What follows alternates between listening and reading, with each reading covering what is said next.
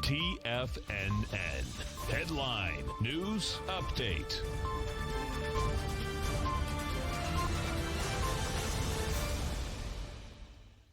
Hi everyone, Basil Chapman here for the Tiger Financial News Network. Wrap up, 4 o'clock wrap up of the market. This was the last hour of the last week of the month, and it is also the end of the month, and we're looking at the closing prices. So the Dow closed the month at 34,936.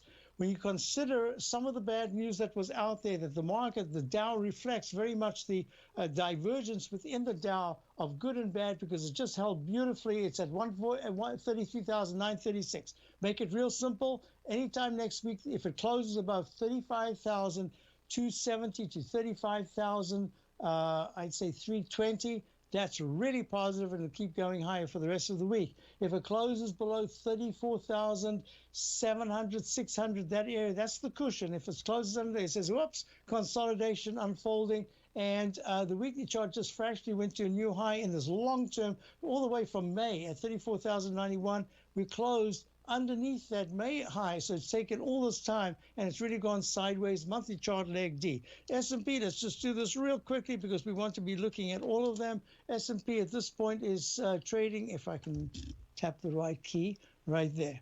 So the S&P, and this is going to be important because the S&P was a little weaker today than the Dow.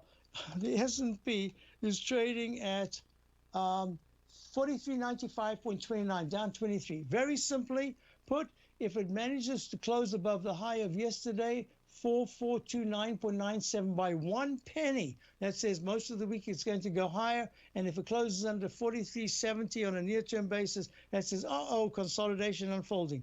QQQ, NDX 100 trading vehicle, came off a very bad session today, closed down but way off the low. It traded at closed at 364.83. It has to trade above 368.90, 1 penny above the all-time high, and that'll be very positive for both the daily and the weekly chart. Looking at the IWM, the Russell, that's been the weak link all the way through, wasn't quite as bad, but it did close underneath the moving averages that are really important. So at 221.40, it needs next week at least to touch 225, which would be positive, because if it closes under 218 anytime this week, that's not good.